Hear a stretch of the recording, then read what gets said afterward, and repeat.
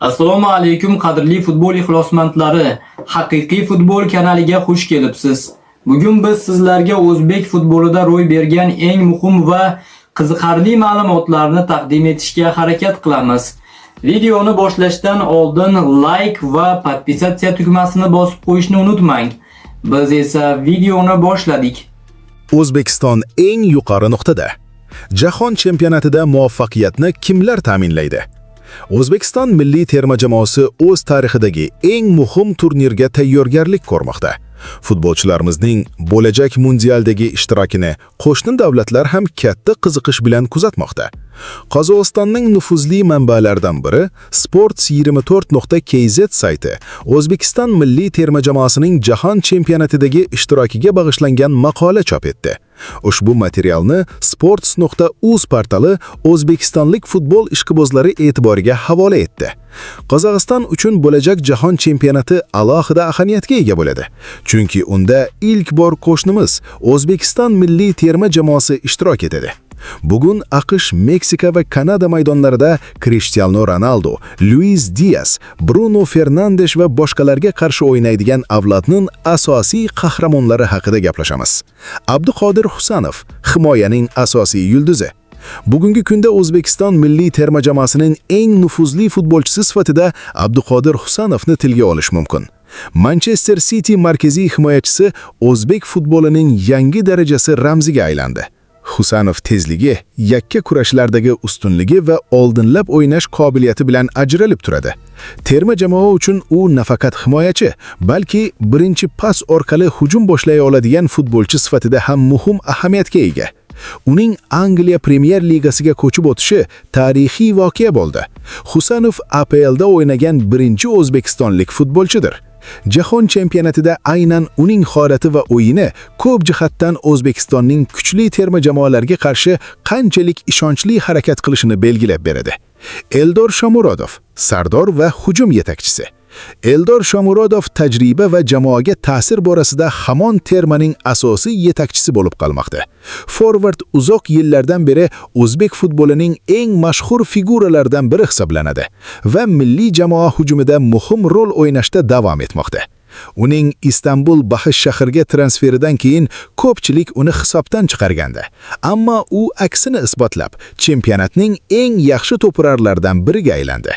Shomurodov shunchaki jarima maydoni hujumchisi emas.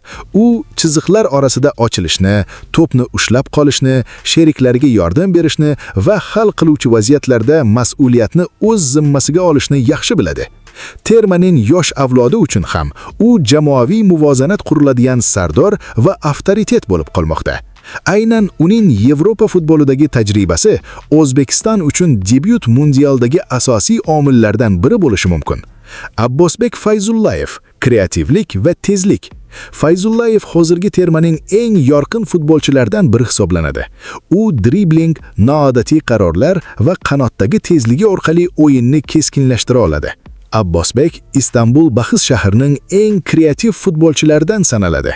Fayzullayev O'zbekiston uchun hujum to'xtab qolgandek ko'ringan paytda ham vaziyat yaratib bera oladigan futbolchi sifatida juda muhim. Uning o'yin uslubi termani yanada boyitadi. Jamoa nafaqat himoyalanib, standart vaziyat kutishi, balki qarshi hujumlarga ham tez chiqishi mumkin. Tajribali yetakchilar fonida Fayzullayev kelajak timsoli, hozirning o'zidayoq jamoaning asosiy kashfiyotlaridan biri sifatida ko'rinmoqda. Otabek Shukurov, markaziy chiziq miyasi. Otabek Shukurov O'zbekiston terma jamoasi muvozanatini ta'minlaydigan futbolchilardan hisoblanadi.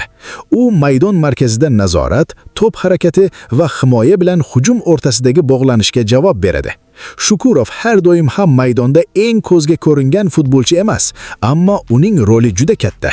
Yuqori darajadagi o'yinlarda aynan shunday futbolchilar jamoaning bosim ostida parchalanib ketmaganini va strukturasini saqlab qolishiga yordam beradi. 2026-yilgi jahon chempionatida u maydon markazi uchun kurashda O'zbekistonning asosiy figuralaridan biriga aylanishi mumkin. Fabio Cannavaro, nomdor murabbiy. Cannavaroning tayinlanishi O'zbekiston futbol assotsiatsiyasining jahon chempionati oldidan qabul qilgan eng e'tiborli qarorlardan bo'ldi. O'zbekiston o'z tarixida ilk bor mundialga chiqqanidan so'ng federatsiya xalqaro obro'ga ega mutaxassisga ishonishga qaror qildi. Fabio Cannavaro uchun O'zbekiston terma jamoasi bilan ishlash murabbiylik faoliyatidagi eng muhim bosqichlardan biriga aylanishi mumkin. U tarix yaratib bo'lgan jamoani qabul qildi, ammo endi bu muvaffaqiyat tasodif emasligini isbotlash kerak. O'zbekiston allaqachon birinchi qadamni tashladi. Ilk bor jahon chempionatiga chiqdi. Endi Cannavaro jamoaga keyingi qadamni tashlashda yordam berish kerak. Shunchaki ishtirokchi emas, balki sayyoraning eng katta futbol turnirida raqobatbardosh jamoaga aylanish.